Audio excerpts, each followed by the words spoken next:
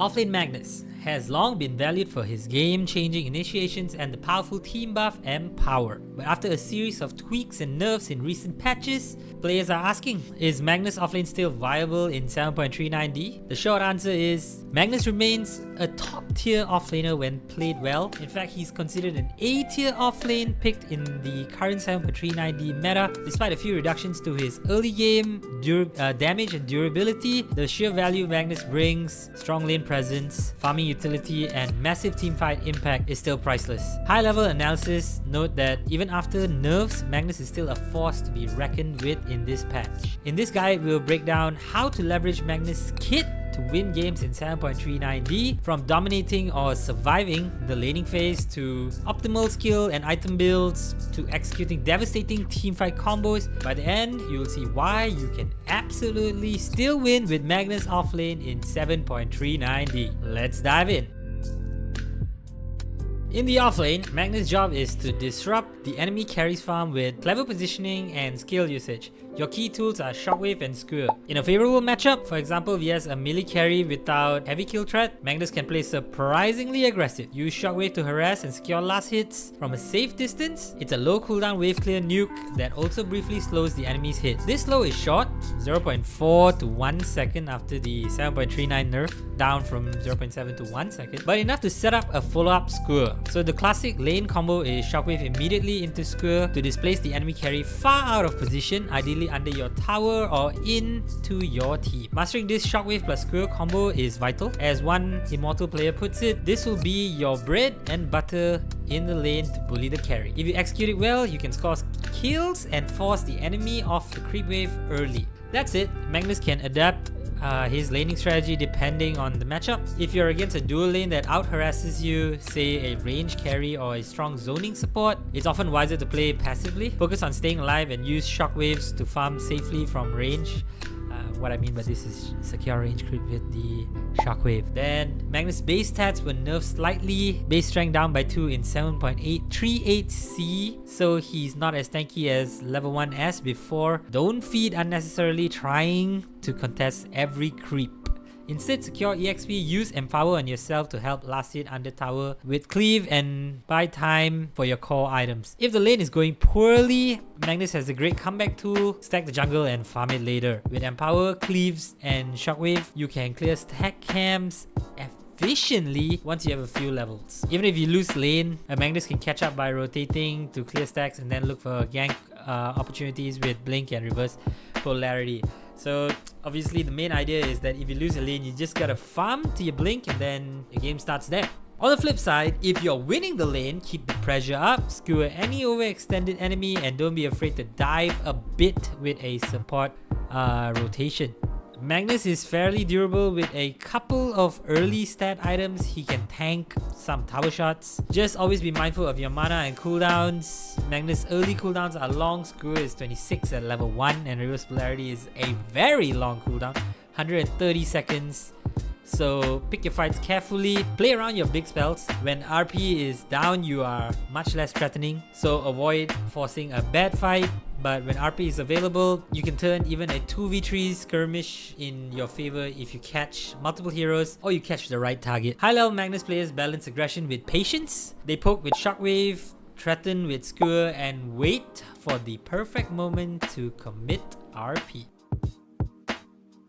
Magnus' skill build in 7.39D can vary, especially with the introduction of hero facets that give 2 distinctive playstyle enhancements. At the start of the game, Magnus must choose between 2 facets, Eternal Empowerment or Diminishing Return. Eternal Empowerment keeps Empower constantly active on Magnus, no need to cast it on yourself, and each successive attack increases its damage bonus. This facet essentially turns Magnus into a scaling right-click threat. Every hit makes him hit harder next time, which can be great if you plan to carry or if you have the space to right click a lot in fights. Diminishing Return, on the other hand, increases the max level of Shockwave and causes a level 5 Shockwave to boomerang back to Magnus.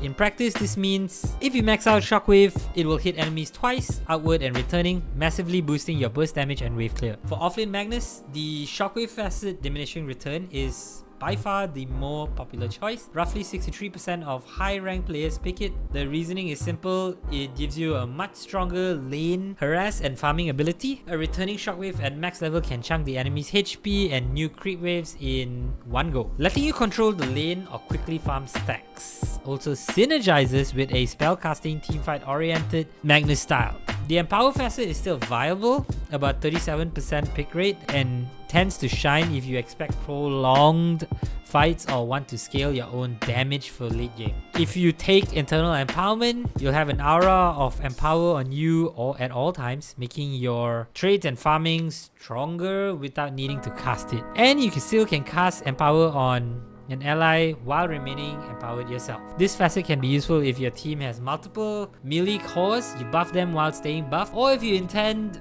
to build damage items and become a secondary carry. But generally for offlane, the returning shockwave provides a more immediate impact in laning and mid-game fight. Regardless of facets, early skill progression usually looks like this. Shockwave and Skewer by level 2, then which to max first depends on the game context. Most often you'll max Shockwave, your Q, first to maximize your farming and harass potential. A common build by level 7 might be Q, 3 in your Q. What am I saying? 3, 1, 1. 1 is only 6 skill points. So it'll be 4 in your Q. 1 in your W, 1 in your E, and 1 in your R. So 4 in your Shockwave, 1 in your Skewer, 1 in your Empower, and 1 in your RP. One player suggests going 1-1-3-1 by level 6 in tough lanes, so 1 point in Shockwave. Maxing Skewer early if you have opportunities to skewer the enemy carry into bad spots or under tower. Maxing Skewer with only 1 point in Shockwave can work if your lane partner has follow-up damage for Skewer plays. This is a very risky skill build to go for, I think. Yeah, so since your farming ability will suffer. So on the other hand, in lanes where you can't really kill the enemy but can farm, some players put extra points in Empower early. So they go, an example would be 1-3-1 in level 5. With 2 or 3 points in Empower by mid-game, you and any allied carry get a big damage and cleave boost, accelerating farm. So this can be worthwhile if laning is static or if you have a hyper carry you want to boost. Overall, the safest route is usually max Shockwave. Take at least 1, often 2 points in Skewer by level 4 to 5 and 1 point in Empower somewhere by level 4 to 6 for utility. Always grab Reverse Polarity, your ultimate at level 6. It's your trump card for rune fights or early rotations. After maxing Shockwave, you can decide whether to max Skewer or Empower, second based on your game. And I would recommend always maxing Skewer as the second spell after maxing either your Q or your W, because Skewer really helps you make a lot of plays once you've got your blink. Yeah, Skewer max for basically for shorter cooldowns on catch, or Empower max for stronger team DPS and farming. Magnus' item progression in 7.39D centers around enabling his initiation and then augmenting his utility or damage. Your number 1 core item every game is Blink Dagger. A Magnus without Blink is limited. Blink allows you to instantly jump and land multi-hero reverse polarities, which is game changing. Aim to get the Blink as fast as possible, ideally soon after the laning phase, around 10 to 12 minutes in a good game, or 15 to 16 minutes in a tougher game where you had to recover. To that end, your early items should help you survive lane and save for Blink. Most players start with cheap stats and regen, for example, Tangos, an enchanted mango or 2, branches, maybe a circlet or gauntlets to build into Bracer, plus a cooling blade for last hitting. Magnus was changed to a universal hero in recent patches, meaning every attribute gives him bonus damage. So items like Bracer, Raid Band or Null Talisman each provide a bit of damage along with their normal benefits. You can tailor your starting items to the lane. Example, Null if you expect to cast a lot of shockwaves and 1 mana, or Bracer if you need HP vs harass, etc. A magic stick or wand is also highly recommended, so you'll be in the thick of spells and the burst of health or mana can save you or fuel an extra shockwave in clutch moments. So the boost choice on Magnus often comes down to power treads for the stats and attack speed. Treads gives you strength, damage and HP for a universal hero, and you can tread toggle for mana efficiency. Many high level Magnus players opt for double Bracer into power treads as their early build, giving them a nice mix of HP, damage and mana sustain before rushing blink. In some games, face boots can be considered for the mobility, helpful for positioning and chasing. I don't really agree with this, but there are scenarios where you wouldn't mind that extra armor as well. But generally, treads all around stats wins. The other thing I would want to point out is that the double bracer into treads is actually because you feel the lane is pretty much contestable, and going double bracer just makes you too beefed up, so it enables you to contest a lane very easily. Okay, so if mana is a big issue and your team lacks arcane boots carriers, you could go arcane boots, but know that you can solve mana with other means, like for yourself through a wand or clarities or maybe a soul ring if absolutely needed. But many Magnus players skip arcane and rely on a wand. Occasionally they pull clarities because they want to preserve inventory slots and go for core items, and they're just better at managing their mana. So once you have a blink dagger, look to make a play immediately. Magnus' first blink RP can easily swing the momentum of a game. Coordinate with your teammates, smoke up, and ping that you have RP plus blink. Many Magnus players ping their shiny new dagger as a signal. A successful 2 or 3 man RP into a couple of kills will propel you into your next items. Also do note, even one good RP on a single but an important hero can change the pace of the game. So, after Blink, the new star item of 7.39D for Magnus is Harpoon. Harpoon was introduced recently and Magnus uses it brilliantly. Harpoon is an upgrade of Echo Saber, which gives great stats, mana regen, and a double hit slow. By mid-game, purchasing Echo Saber is very common on offlane Magnus. It adds burst to your attack, synergizing with Empower's bonus damage and helps you stick to targets. More importantly, you can upgrade Echo Saber into Harpoon, which grants an active ability to skewer an enemy towards you from a distance. Okay, let me explain this properly. So basically, you can use Harpoon to pull a guy to you, and then you get a free skewer and push this guy to wherever your team is, and this guy just gets decimated because he's too far away from his teammates. That's literally me dumbing it down as much as possible. Now I'm gonna explain it in a proper way. Essentially, Harpoon gives Magnus a second gap closing tool that you can harpoon an enemy to drag them a short distance and pull yourself a bit. Then follow up with skewer or RP, and this greatly increases your catch potential. One immortal player notes that my next item after blink is usually always Harpoon to keep the momentum going. So the combo potential is huge. For example, if an enemy is trying to flee, you can Harpoon them back towards you, then skewer them the rest of the way into your team, just exactly how I explained it just now. Or you can blink RP multiple targets, and as one tries to BKB and run, or you can blink Harpoon a guy, and if he tries to BKB and run, you can RP him. It also gives you valuable stats, strength, attack damage, mana that Magnus loves. Thus, a very standard mid-game build by 20 minutes is Blink Dagger, Echo Saber, or into Harpoon, plus Power Treads and Wand. At this point, Magnus is a menace. You have initiation, decent right-click damage, and the ability to skewer people from range with Harpoon. So in many high-level games, you'll see Magnus with Blink, Echo Saber into Harpoon, then into a BKB by the mid-game team fights. Blacking Bar is often the next crucial pickup because Magnus has to jump into the fray to deliver RP or skewer. He is vulnerable to disables and silences. Okay, you're basically throwing yourself in, and it's not an easy thing to do, and it's not an easy thing to do and get out alive. So you definitely need this beautiful yellow item called Black King Bar to give you some, what do they call it now? Debuff immunity. Yeah, that's the one. Okay, so a BKB lets you guarantee your combo in team fights. You can BKB, then blink RP without the fear of being stunned or silenced mid-jump. It also allows you to survive through the fight after your initiation, so enabling you to perhaps skewer enemies after RP or just right-click with Empower. Many Magnus players will decide between Harpoon first or BKB first depending on the game. If the enemy has instant cancels like a Silencer Global or Lion Hex, you might rush BKB right after the blink for safety. Otherwise, getting the Harpoon first increases your playmaking potential. Ultimately, you'll likely want both by the time late game arrives. So after Blink, Harpoon, and BKB, Magnus item path diverges depending on what the game calls for. Situational items include 4-staff, Yule Scepter. These are great for utility.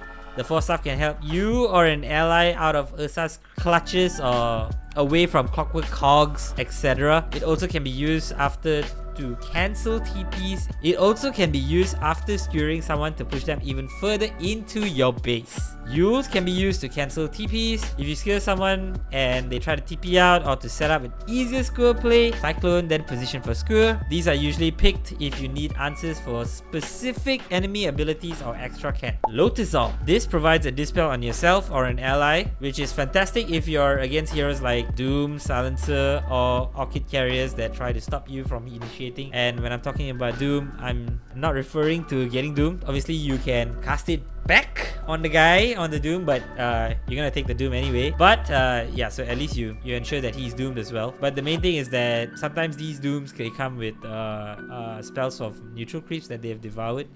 Sometimes a purge or maybe a stun, but you can't purge off stun. So yeah, sometimes a purge or any slow, maybe the Infernal Blade. So you can remove those few things. And yeah, so Lotus also gives armor and mana, both nice for Magnus. It can reflect single target spells which might save or turn fights. Consider Lotus if you're getting silenced or chained by things when trying to initiate. So you can either go Lotus or BKB depending on what you think you need more. Like if it stuns, generally I think the BKB is the better route to go. But if it silences and slows, maybe having a lower downtime on a dispel would be better, so the Lotus Orb might be a better option. And yeah, so the other item would be Shadowblade or Silver Edge. So Shadowblade can serve as an alternative initiation tool, invisibility to sneak in for an RP. That's one of it, but I think the main thing is that you don't really want to be seen on the map, so it's easier for you to blink in and RP. So it's just the fact that you're off the map or they need a sentry to see you walking around, that also is a big contribution. So some Magnus players pick up Shadowblade after blink to have double mobility. You can Shadowblade in without using blink to avoid triggering enemy vision, or if they have wards, and then blink RP at point blank. So yeah, this is what I mentioned before. Silver Edge upgrade can also help break a passive, though break isn't usually your priority. This item is more common if you're snowballing or playing a pickup style kind of playstyle. So yeah, and okay, now I'm gonna talk about the item that I think a lot of people have been talking about as well, which is the Aghanim Scepter. So Scepter for Magnus is expensive but really powerful, currently 7.39D. Buying X unlocks the Horn Toss ability for Magnus, so giving you an extra skill to throw enemies into the air and stun them briefly in a small AoE. Horn Toss used to be a must-have when it was cheaper as a shard, but because the combo of Horn Toss to skewer into RP allows you to catch, and basically it's a cheaper version of a harpoon. Yeah, so basically how this works is that you toss them up behind you, then you immediately skewer them further back and then RP, basically isolating one hero and potentially catching others with RP afterward. X also empowers skewer collision damage, so more damage for dragging through trees or cliff, which is rarely the case, but you know, you never know. So yeah, if you have the gold and are looking for more catch, X is lethal, but often you'll prioritize other items unless you're very farmed. So another crucial item, which I think is even more crucial, is actually Refresher Orb. So this is a classic late game item on Magnus, and why I'm saying that this is a crucial item on Magnus, because actually Magnus has one of the best stuns in the game. Okay, it's a long cooldown, but it is among the best stuns in the game. It pulls multiple heroes towards one specific spot, which is such an easy thing, so that most heroes that have low AoE spells also will be able to cast it on multiple heroes at once. The other thing is that it pierces debuff immunity, so it's just a god tier stun. And what's even crazier than having one god tier stun is having two god tier stuns, which is basically a Refresher Orb. That's what a Refresher Orb does for you. And also, the other thing you need is to have 2 BKBs, which is also a good thing for you, because generally you're in the front line and you're in your opponent's face technically. So having 2 sets of BKBs, it's a very good thing. It just helps you stay alive in the team fight a lot longer. So now, to put it in more professional words, double RP can outright win late game team fights. With Refresher, you can blink RP, BKB, fight a bit, then Refresher, RP again to catch anyone who survived or counter initiated. This item is usually the 5th or 6th slot in games that go 40 plus minutes when one teamfight decides everything. So do mind the mana cost. You might need a mana item or talent to sustain double RP, BKB, and other spells. Another one would be Shiva's Guard or Assault Cuirass. So if your team needs armor and survivability auras, these are good choices. Shiva's gives a big intelligence boost to your mana, basically reduces attack speed of enemies. Great vs physical carries and provides a scouting nuke to reveal invisible units before you blink in. Assault Kurais helps siege and gives your team armor while reducing enemies. Picking one up can be very effective if you're facing heavy physical DPS or illusions that you need to clear. Empower Cleave plus AC Aura is nice for clearing summons or illusions. Okay, and now the slightly more team-based route would be to get a Crimson Guard or a Pipe of Insight. So these aura items aren't typical first choices for me on Magnus, but if your team desperately needs them and no one else can build them, Magnus can do it. He's a strand hero who benefits from the durability of these items that these items provide. A Crimson Guard can block a lot of damage if the enemy has things like Phantom Lancer or other right clickers.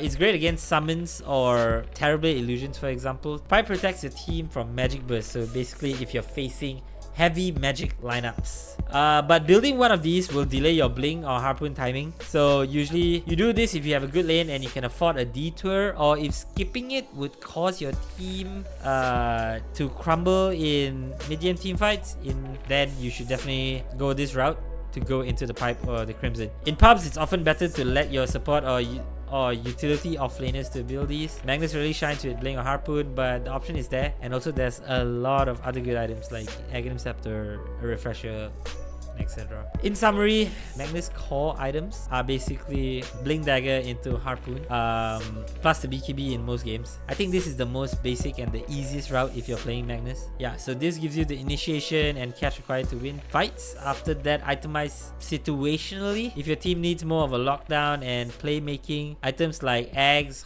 the Hauntos or Refresher are amazing.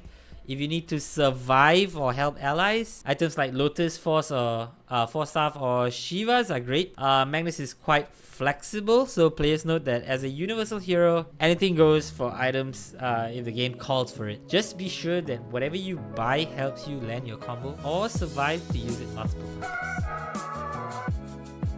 Throughout the mid and late game, Magnus truly proves his worth in team fights. Your primary role is that of an initiator. You want to start fights or counter-initiate with a crushing reverse polarity that sets up kills for your team. Positioning and patience are key, so hide in the fog or tree line as you approach a fight so the enemy doesn't see the Magnus coming. Utilize smoke of deceit or flank from an unexpected angle, for example coming from the side or behind the enemy team, to land a good RP. A successful multiple hero RP stuns enemies in a large area, essentially handling your team a free hitting spree. At max level, RP stuns for 3 seconds or even 3.8 seconds if you took the level 25 0.8 RP duration talent, which always you'll be taking. That's an eternity in a team fight, to be honest. During that window, your team should unleash all of their AoE damage, like Gyro Calldown, or Invoker Cataclysm, or Drone Multi-Shot, whatever you have, okay, to wipe out the stunned enemies. Many times a 3-man RP on key targets simply ends the fight then and there. Okay, so coordination is crucial. So ping when you're about to jump so your teammates are ready to follow up. Magnus initiating into a no follow-up is pretty much wasted. Conversely, don't rush RP too early. If your teammates or your damage dealers aren't in position yet, try to be a little patient or even use a lesser initiation like Harpoon or Skewer Pickoff to start and save your RP for a bit later. Remember, Magnus can also counter-initiate effectively. If the enemy jumps on your team, a well-placed RP can turn defense into offense. For example, if an enemy X or Legion blinks in, you can blink right after and RP them and their team camping behind. In chaotic fights, look for these opportunities. Aside from RP, Skewer remains a powerful playmaking tool in fights. A classic maneuver is the Skewer back. If you catch a squishy or high value target slightly out of position, blink or harpoon and Skewer that target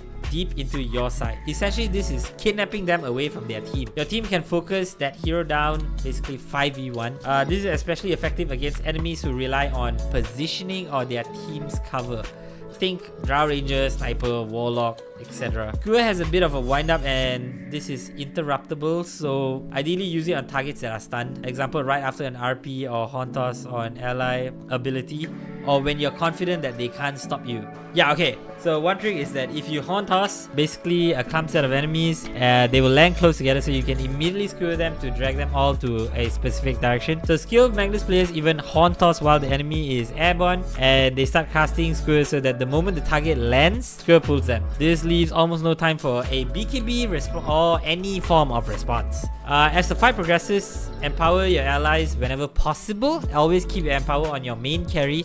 It lasts 40 seconds, so usually empower your carry right before a fight, and it should last through the entire engagement. In long fights, re-empower as needed. It costs mana, but it's worth the boost. Empower is basically Magnus' form of sustained contribution. It gives your carry or any allied core a hefty bonus to damage and cleave. In 7.390, Empower provides a 15 to 36% bonus damage and 10 to 40% cleave area damage depending on level. If you took the plus 10% Empower damage or cleave talent at 25, it becomes even stronger. So this can make heroes like Phantom Assassin or Juggernaut absolute monsters, hitting multiple foes at once. So even if you've used your RP, don't neglect empowering the right heroes in the fight. You effectively increase your team's DPS dramatically. In a sense, Magnus carries team fights not by raw damage unless you went the right click build, but by enabling your team to deal much more damage. Another aspect of Magnus' teamfight role is crowd control and spacing. So after you land an RP, what's next? A common follow-up is to skewer immediately after RP, especially if you caught multiple heroes. RP gathers them in one spot,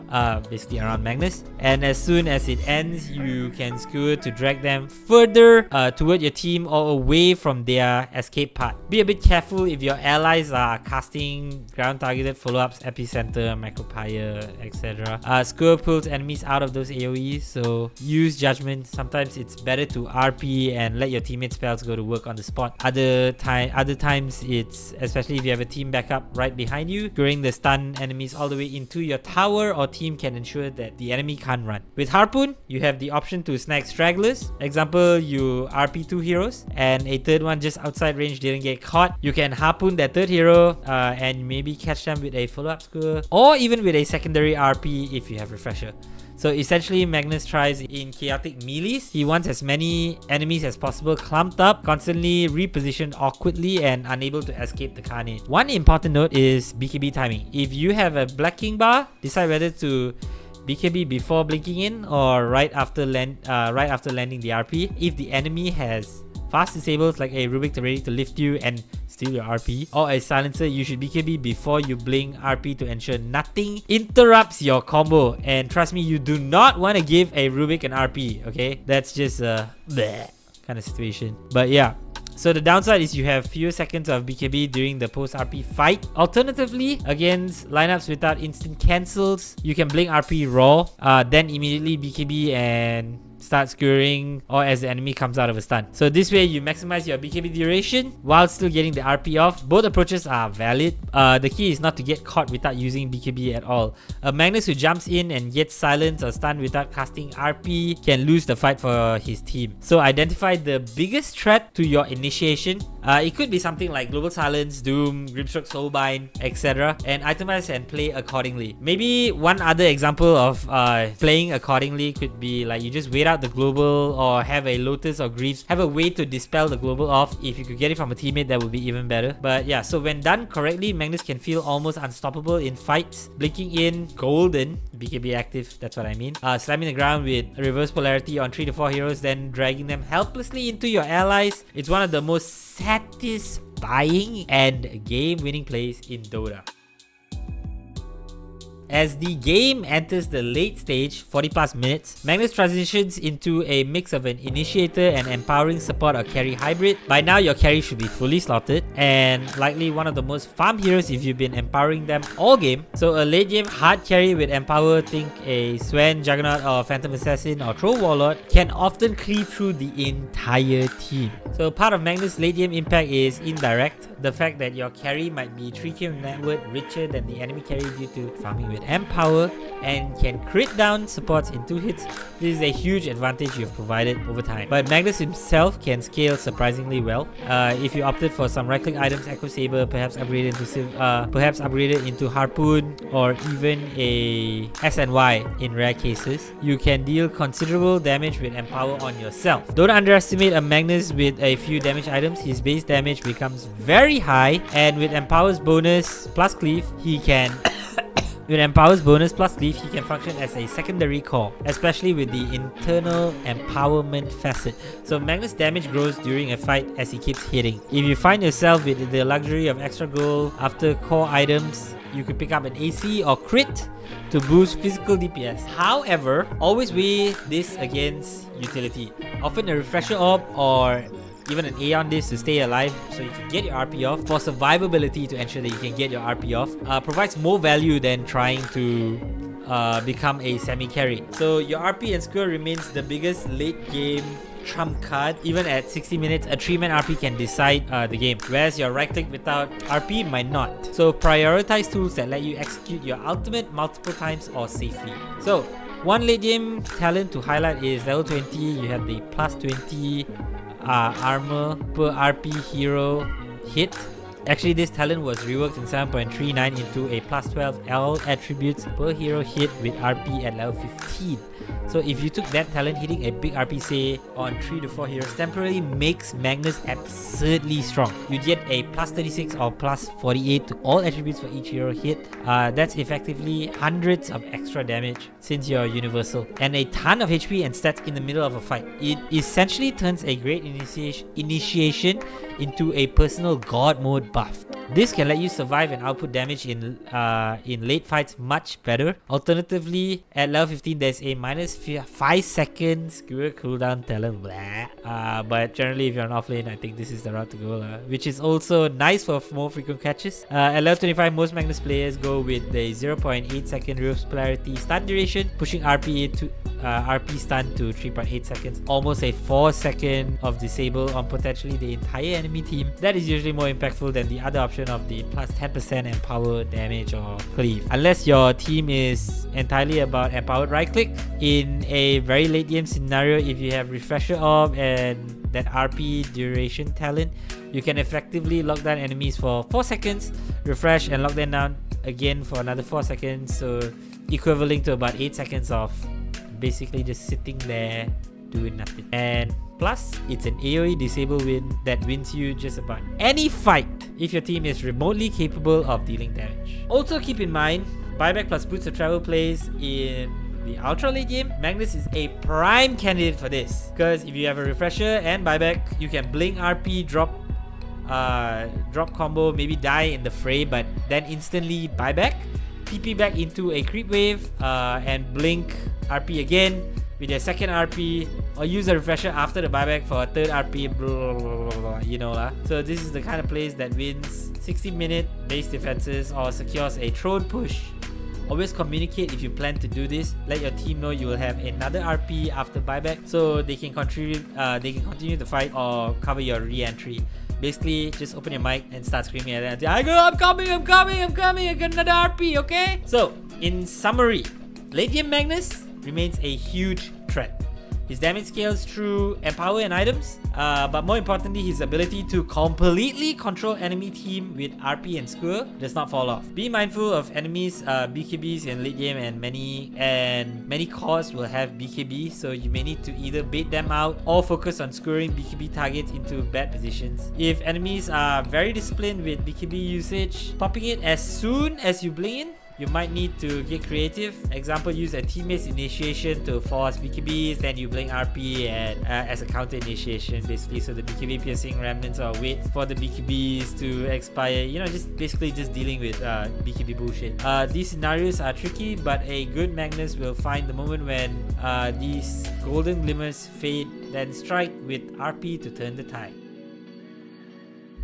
Okay, so Magnus is a strong pick in 7.390, but he excels in certain lineups and against certain enemy compositions, considering the fact that you are planning on picking Magnus as an offlane. So, first things first is your team has one or more melee cores that benefit from Empower. Magnus pairs beautifully with heroes like Juggernaut, Phantom Assassin, Swan, Troll Warlord, Monkey Cake, Tiny, Ursa, or even melee mids like Ember Spirit or Kunkka. Empower gives these heroes cleave and bonus damage, drastically accelerating their farm and boosting their cleaves in fight. So, for example, example, PA with Empower can cleave and farm stacks while like never before. Juggernaut with Empower cleaves during Omni Slash and farms ancient stacks super fast. If you see your carry is a hard farmer who thrives on physical damage, Magnus can enable them to come online much faster. So this synergy can essentially create a dual core threat where both you and your carry scale. The next thing would be if your team needs a strong team fight initiation or wombo combo setup. Magnus is one of the best initiators when it comes to multi-hero lockdown.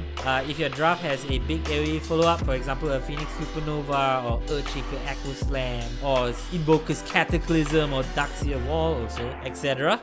Magnus RP can set all of them for a maximum impact. Even without obvious combos, most teams can capitalize on a 3-man RP. So if you like initiation or AoE control, Magnus can fill that role. Okay, the next one would be the enemy team has clump prone heroes or lack mobility.